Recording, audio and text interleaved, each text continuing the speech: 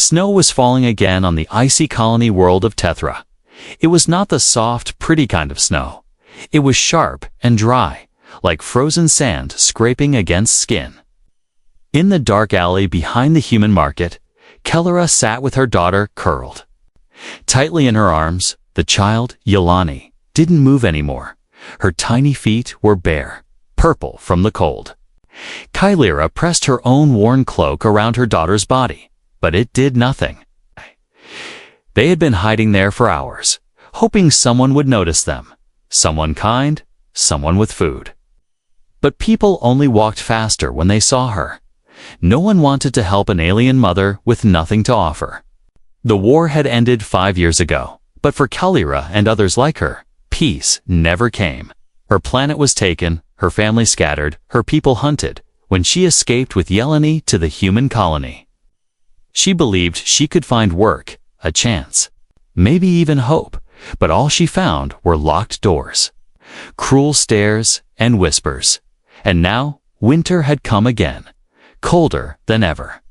Kelera looked down at Yelani, who was breathing softly. But her lips were turning blue. Tears welled in Kelera's eyes, but she didn't cry. She had cried enough. And it had never helped. She had begged before, begged for work, for bread, even for a corner in a stable, but no one wanted to risk helping an alien without ID. No one wanted trouble with the patrols. Her daughter whimpered in her sleep. Kelera held her closer, whispering, just a little longer. My light, just a little more. But she knew Yelani wouldn't last the night, not without heat, not without food. And that's when the idea came. Like a dagger through her soul, she stood up slowly. Her knees stiff from the cold, her cloak was thin and torn, and her feet burned with pain.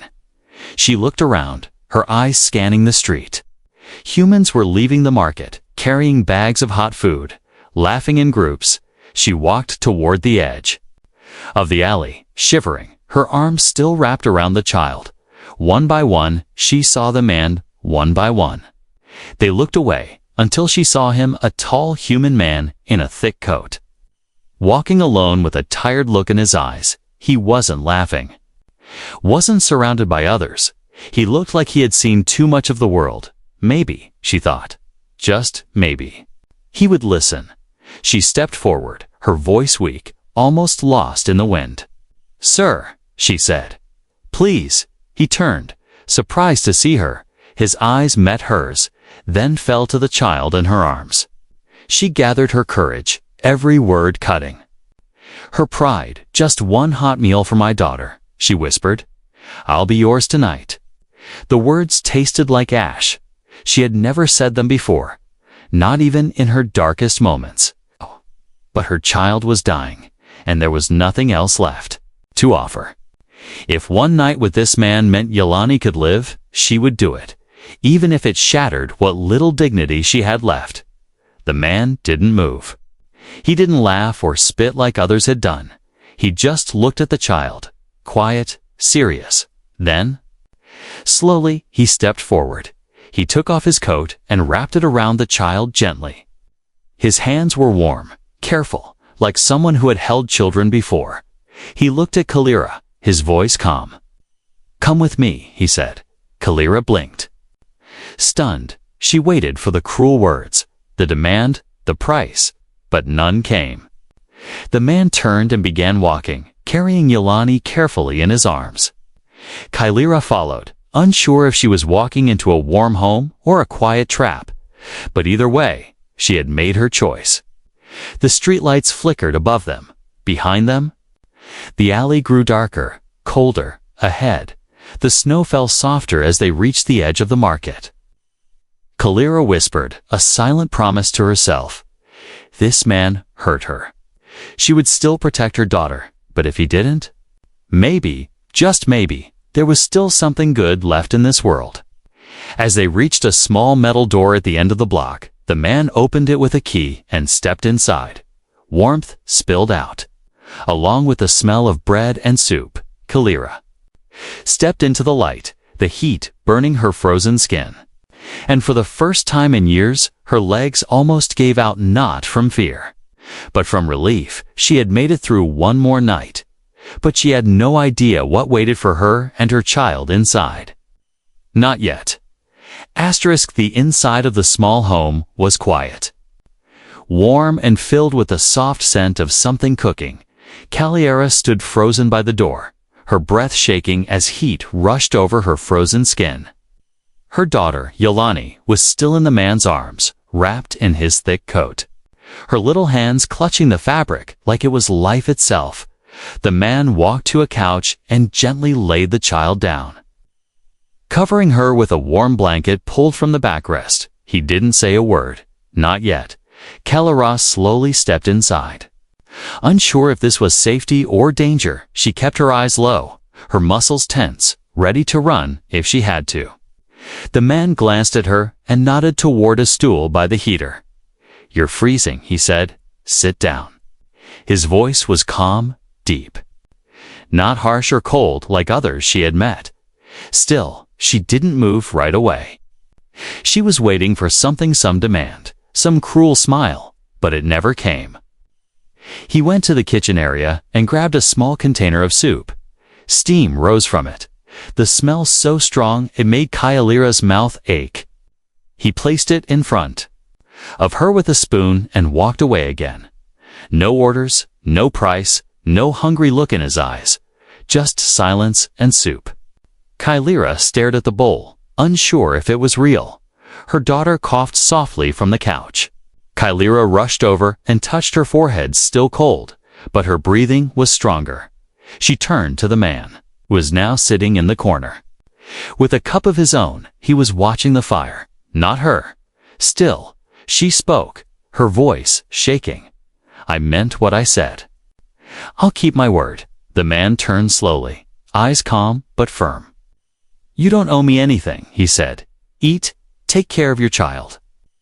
Caliera didn't understand. This wasn't how humans worked, not with her kind. No one gave. Without taking, she looked at him again, studying his face. He had scars, not fresh ones, but the kind that stayed for years. His hair was short and messy, a small gray patch behind his left ear. His hands were rough, like someone who had worked or fought for a long time. There was something in his eyes too, not cold, but tired, like someone who had seen too much. "Why are you helping me?" she asked, her voice quiet. The man didn't answer at first. He just sipped from his cup, then finally said, "Because someone should." Caliera blinked, confused by the answer. No conditions, no expectations, just help. She walked back to the stool and sat down slowly, her legs still shaking from the cold and exhaustion. She picked up the spoon and took a small sip of the soup. It was hot, salty, and full of flavor she hadn't tasted in years. Tears rose in her eyes again, but this time they fell silently without shame as she ate. The man stood and walked over to the couch. He placed his hand gently on Yolani's forehead. "She's burning cold," he said, "but she'll make it." Caliera looked up at him, heart tight in her chest. "Thank you," she whispered. "You saved her." He nodded and moved away, giving them space. She finished the soup and held the bowl close for warmth. Her eyes kept drifting to him, trying to understand what kind of human he was. Finally, she asked, "What's your name?" He looked back over his shoulder. "Jace," he replied. "Yours?" "Caliera," she said, her voice soft. He nodded, repeating it to himself like he wanted to remember. That night, Caliera stayed awake, sitting beside her daughter on the couch while Jace slept in a chair. The fire kept the room warm, and for once, she didn't feel like she had to run. But deep inside, a storm of confusion still swirled. Why had he taken them in? Why hadn't he demanded anything from her? What kind of man does that in a world like this? She watched him sleep, calm, quiet, like he wasn't afraid of her at all. She thought back to her promise, her body in exchange for food. But Jace never even looked at her like that. He treated her like a person, not a tool, not a burden, not a prize. And it made her feel something she hadn't felt in a long time as morning came. Light touched the frost-covered windows. Kalira looked at her daughter, who had finally stopped shivering. She pulled the blanket tighter around her and then turned to Jace. He was already awake, quietly sipping tea and looking at the fire again. He didn't speak, but when their eyes met, she gave him the smallest, softest smile. It was the only gift she could give right now, but it was real, in that warm cabin on a frozen world. Something new had started. Not love, not yet, but maybe trust, maybe hope. The next morning, the snow outside had stopped, but the air was still bitter and cold. Inside the small cabin, it was quiet, warm, and filled with the soft crackle of the fire. Kalira woke first, sitting up slowly, her joints aching from sleeping on the floor beside the couch. Her eyes went straight to her daughter, who was still asleep under the heavy blanket, her color no longer blue. Yelani looked peaceful, her small hands resting against her cheek, her breathing soft and steady. It felt like a dream, one Kalira didn't want to end. She stood and walked carefully into the kitchen corner, where Jace stood already, pouring something hot into 2 cups. He looked over at her with the same calm eyes. "Water's clean." "Warm too," he said, handing her a cup. She held it with both hands, the warmth seeping into her fingers. Her voice was small, almost afraid to break the silence. "She's better," Kalira whispered. "She slept the whole night." Jace nodded and looked toward the couch. "Yeah," he said. "Tough kid." He turned back to the kitchen counter and pulled out a small tin, opening it to reveal thick slices of bread and dried meat. He placed the food on a plate and walked over, not to Kalira, but to Yelani. He knelt beside the child and placed the plate near her, then gently touched her shoulder. "Wake up, little one," he said softly. "Time to eat." Yelani stirred, her eyes blinking open, confused at first, then wide with surprise. The smell of food made her sit up quickly. Jace gave her the smallest smile and said, "Take your time." Kalira watched as her daughter grabbed the bread with trembling hands and began to eat slowly, carefully, like she was afraid it might be taken away. Kalira's eyes filled again. But she didn't look away. This man had offered her shelter, warmth, safety, and now he was feeding her child, and still, he hadn't touched her, hadn't asked for anything. She didn't understand it. She had promised her body in return for a meal, and yet, all she had been given was kindness. "Why?" she asked suddenly, her voice stronger now. "Why do you keep doing this?" Jace turned to her, wiping his hands on a towel. "Because she was hungry," he said, nodding toward the child, "and you were freezing. But I made a promise," Kalira said, her voice shaking. "I offered myself." He stared at her for a moment, then walked over and sat down across from her. "You offered because you were desperate," he said, "but I never agreed." Kalira lowered her head, confused and ashamed. Jace leaned forward, his voice low but clear. "You're not a thing." "Kalira," he said, "you're a person, a mother." She looked up, her eyes full of pain. "No one sees me that way anymore," she whispered. "I do," he replied.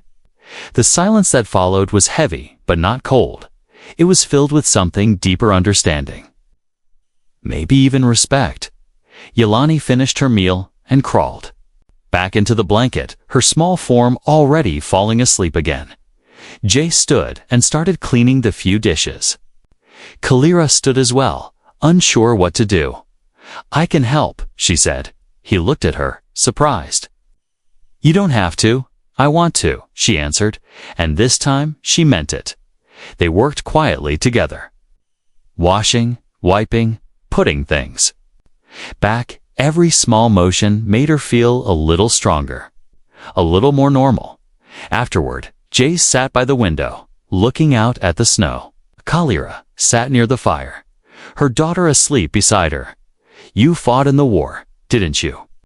she asked suddenly. Jace nodded slowly. "I did. Did you fight my kind? She asked. His jaw tightened for a second, then relaxed. Yes, he said. I did. Kalira stayed silent, her heart pounding. I lost people, she whispered. So did I, he said. But that was then. This is now. She looked at him, surprised by how calm he was. You don't hate me? No, he said simply. I've seen enough hate. She nodded slowly, pulling her daughter closer. I don't know what to do next. She admitted, I have nothing. Jace looked at her with a quiet strength in his eyes. You have her, he said, and now you're not alone. The fire crackled softly in the silence. Outside, the wind blew, but inside the cabin, warmth remained. Kalira stared into the flames, her mind spinning with thoughts. She had come here expecting to sell her body for a single meal. But instead, her daughter was safe, her heart was healing, and a stranger had shown her something she thought was lost dignity. She looked at Jace again, this time not with fear, but with something softer. Not love, not yet, but something close. Something human. Night fell again over the frozen world of Tethra. The fire inside the cabin was soft and steady. Casting long shadows across the wooden walls, Kalira sat beside Yelani, who slept with her hands tucked under her cheek and her face peaceful. Jace was outside, chopping wood by the edge of the fence, his breath fogging in the icy air. She could hear the sharp sound of the axe striking through frozen logs. It was steady, calm, almost like he was thinking with every swing. Kalira stood and wandered toward the far corner of the room. There was a small shelf, dusty but neatly kept. On it sat a few old photos, cracked at the edges. In one she saw a younger Jace in a soldier's uniform, standing with others. His face looked the same serious, sharp and tired, but his eyes held something else then. She picked up the frame carefully, her fingers trembling. Beside it was a medal, shining. Even in the dim light, her hand hovered over it, then paused. She didn't know what kind of soldier he had been, what he had done during the war. Had he hurt her people, killed them, burned homes like others did? Was this cabin his way of running from something dark or trying to make peace with it? She was still holding the photo when the door opened and Jace stepped in. He paused when he saw her, then closed the door slowly. His boots left wet tracks on the floor, but he didn't speak right away. Kalira looked at him, not accusing, not angry, just searching. You fought in the Black March, she said quietly, pointing to the medal. Jace nodded slowly and walked over. Standing across from her, yes, he said. I did. Her voice didn't shake, but her breath did. My family was in the Eastern Hills, she whispered. When your people came, Jace lowered his gaze, guilt rising in his face like a shadow. I didn't lead that raid, he said, but I was there. Later. Kalira's heart twisted inside her chest. My father died there, she said, protecting us. Jace nodded again, not defending himself, not running from it. I was 23, he said. They told us your kind were monsters. He looked at her, pain in his eyes. I believed it, he whispered. Until I saw children burning, the silence between them was heavy and cold. Kalira put the photo back on the shelf and stepped away. Her back was to him now, her mind full of old pain. But she also heard something in his voice that surprised her remorse. I left the military after that, Jace continued. I couldn't forget their screams. Kalira turned slowly. Her arms crossed tightly across her chest. So what is this then? She asked. A way to fix what you did? Jace looked at her, his face serious but calm. No, he said. I can't fix what I did. He walked toward the fire and sat down, placing a new log into the flames. But maybe I can make sure it doesn't happen again, he said softly. Kalira stayed quiet, watching the way his shoulders slumped, like he carried a weight that never left him. She moved back to the couch and sat beside her daughter. brushing Yelani's hair gently. Her voice was quieter now. "You didn't have to help us," she said. "Most would have walked away." Jace looked at the fire, his eyes distant. "I was one of those who didn't help," he replied. "Once." He looked at her again. "I won't do it twice." Kalira closed her eyes, her chest tight with so many feelings she couldn't name. Hate, sorrow, confusion, but also a strange peace. She had every reason to run, to scream, to hate him. But he had saved her daughter, asked for nothing, and spoken the truth that meant something. Even if she didn't fully understand it yet, the fire popped softly as the new log caught. Jace stood and grabbed 2 cups, filling them with warm broth and handing one to her. She took it with both hands, nodding once. They drank in silence. The only sound was the wind outside and Yelani's soft breathing. "You're different," Kalira said at last. "Not like the others." Jace smiled faintly, a tired kind of smile. "I wasn't always," he said. "A tour changes you." She looked into her cup, then into his eyes. "So does kindness," she said. He nodded slowly, like her words had reached deep inside him. She didn't know what tomorrow would bring. She didn't know if this fragile peace between them would last. But tonight, in this cabin, a human and an alien sat across a fire. And they weren't enemies, not anymore. Morning came quietly, with pale sunlight slipping through the frosted windows. Inside the cabin, warmth still lingered from the night's fire, soft and gentle. Kalira opened her eyes slowly and saw something that made her heart stop. Her daughter was awake, sitting up under the blanket, her hands wrapped around a small old toy, a wooden creature, carved like a little snow beast with big round eyes and short legs. Yelani was smiling. Not big, not wide, but just enough to make Kalira's chest fill with something warm and painful. She sat up quickly and moved to her daughter's side, brushing her hair back. "Where did you get this?" she asked softly. Yelani pointed toward the kitchen, where Jace stood, holding a pan over the stove. "He gave it," she whispered, her voice small, but clearer than before. Kalira looked toward Jace, who didn't turn around, but gave a little wave over his shoulder. "She needed something to hold," he said. "That one's been on my shelf for years." Kalira hugged her daughter tightly, her lips pressed to her forehead. Her child, who had nearly died in the snow, was smiling now, holding a toy like a normal girl. It felt unreal, like a dream she didn't want to end. When breakfast was ready, Jace placed warm food on the table. Not much eggs, dry bread and root vegetables, but enough. Yelani climbed up with help and began to eat carefully. Kalira sat beside her, watching as Jace moved around the kitchen, quiet and calm. He didn't act like a man waiting for payment. He didn't stare at her with greedy eyes. He simply moved like a man used to being alone. After they ate, Kalira began to gather the dishes. But Jace stopped her gently. "You're still healing," he said. "Take it slow." Kalira nodded. But her heart was full of confusion.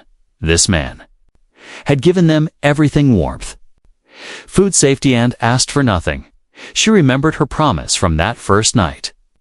And again, she felt ashamed, not because she offered, but because she didn't expect kindness later. While Yelani played with the wooden toy near the fire, Kalira walked up to Jace. She stood silently, hands clenched, then finally said, "I want to give you what I promised." Jace looked at her slowly, eyes firm but not unkind. "No," he said. "We already talked about this. I have to repay you," she said, her voice rising. "I can't keep taking." Jace stepped forward and placed his hand lightly on her shoulder. "You're not taking," he said. "You're surviving." Kalira shook her head, tears welling in her eyes. "No one ever helped me for free," she whispered. "Not once." "Then let this be the first," Jace said softly. She stared at him, her breath shaking. "Why are you doing this?" Jace looked past her to the little girl sitting near the fire. "Because she deserves to live," he said, "and so do you." Caliera turned away, wiping her face quickly. She didn't want her daughter to see her cry. She didn't want to look weak even now, but her heart was breaking not from pain, but from something heavier. She had carried shame for so long that she had forgotten what kindness felt like. She sat beside Yelani again, stroking her hair. The little girl leaned into her arms and whispered, "He's nice." Mama Caliera smiled, holding her close. "Yes," she said, "he is." That evening, Jace pulled out more blankets and made a soft bed for Yelani beside the fire. He brought out warm socks, old but clean, and gently placed them on the child's feet. Caliera watched as he tucked her in without saying much. It was a simple act, but it shook her deeply. Later, after the child was asleep, Caliera sat across from Jace at the table. They shared warm tea in silence for a long while. "I still don't understand you," she said finally. Jace smiled faintly. "You don't have to." He replied, "Just rest, be safe, and heal." Caliera reached across the table slowly and touched his hand. "Thank you," she said, her voice barely a whisper. He didn't pull away, just nodded once. "You're welcome." Outside, the cold wind howled again, but inside the small cabin, something had changed. Not just safety, not just shelter. There was connection now, trust, and maybe even the start of something more. Caliera leaned back in her chair, her body finally beginning to relax for the first time in years. She wasn't just surviving, she was beginning to live again. The snow outside had thickened again, falling like quiet ashes over the colony town. Inside the cabin, it was peaceful, almost too peaceful. Caliera was helping Jace clean up after breakfast, while Yelani played with her wooden toy by the fire.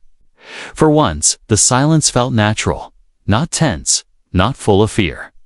But peace never lasted long in a place like this. It started with a sharp knock at the door. Caliera froze instantly, her hands gripping the edge of the table. Jace's head snapped toward the sound, his face darkening just slightly. Then another knock. Louder this time. "Open up, patrol inspection." A voice barked from outside. Caliera's heart dropped. Her legs felt weak. She grabbed Yelani, holding her close. Her body trembled, not from cold, but from memory's doors kicked in. Friends dragged away. She turned to Jace, her voice barely a whisper. "What do we do?" Jace was already moving, calm but fast. He grabbed a panel from the floor and pulled it open, revealing a hidden hatch. "Down there," he said. "Old storm shelter. They won't find it." Caliera hesitated for half a second, then climbed down with her daughter in her arms.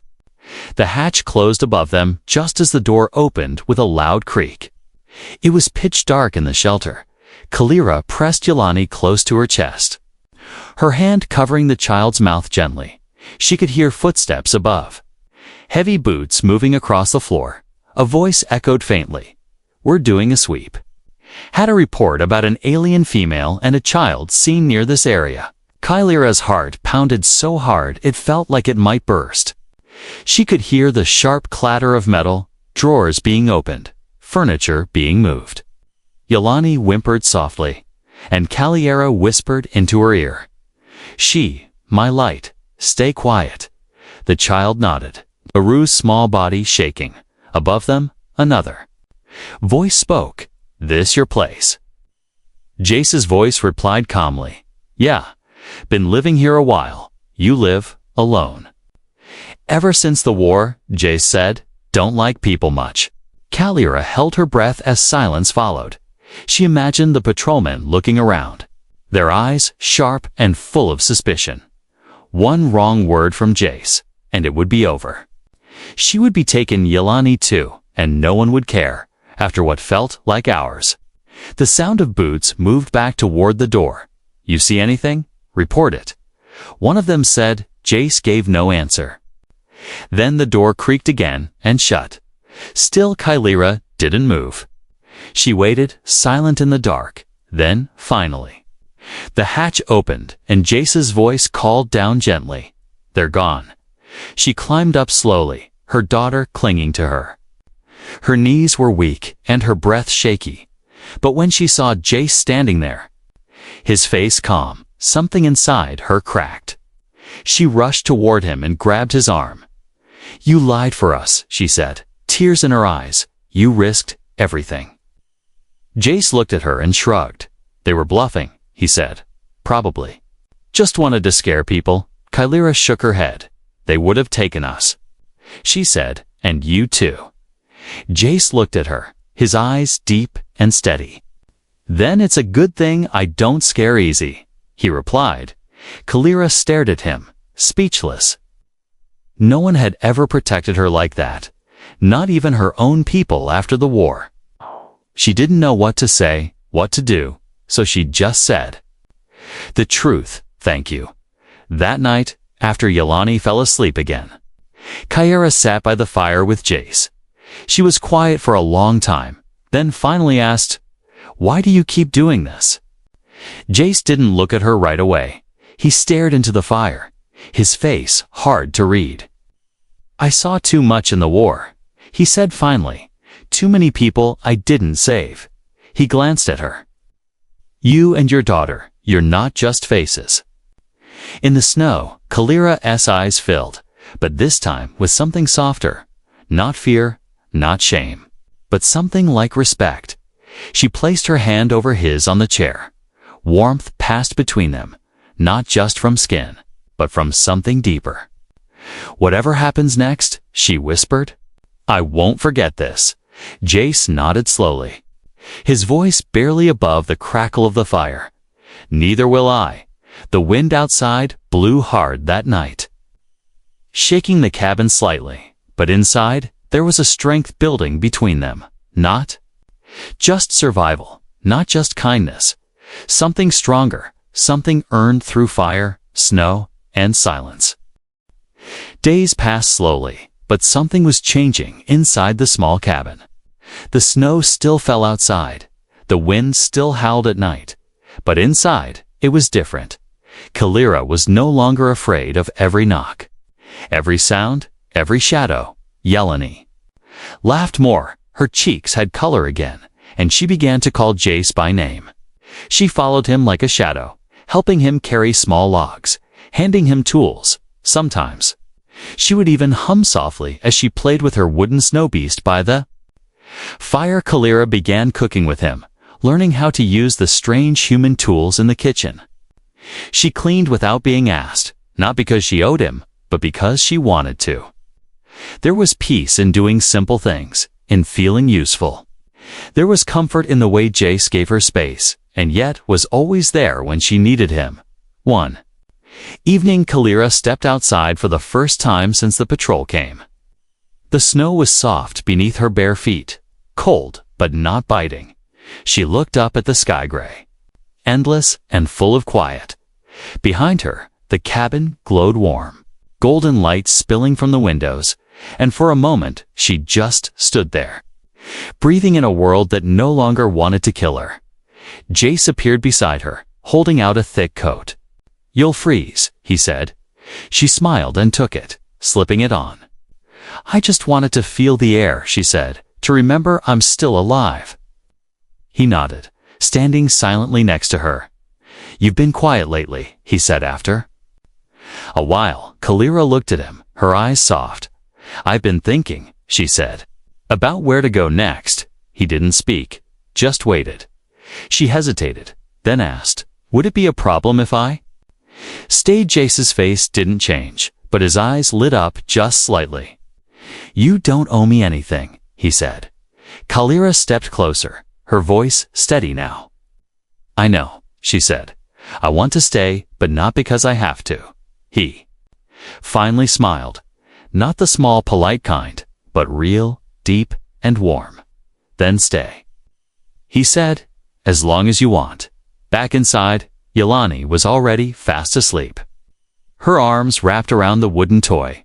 Kylira looked down at her. Brushing a few strands of hair from her daughter's face, "She's safe now," Jace said behind her. Kylira nodded.